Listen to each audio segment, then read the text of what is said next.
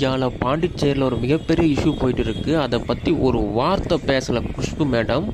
ஆனால் இந்த விஷயத்தில் மட்டும் பேசுவாங்க. ஏன் அப்படின்னா, இதுவே அந்த பாண்டிச்சேரியில் நடந்த விஷயம் தமிழ்நாட்டில் நடந்திருந்தால் கொந்தளிச்சிருப்பாங்க. பாண்டிச்சேரியில் பிஜேபி சப்போர்ட் ஆட்சி நடக்குது, அதனால் மூடிக்கிட்டு பொத்திக்கிட்டு இருக்காங்க.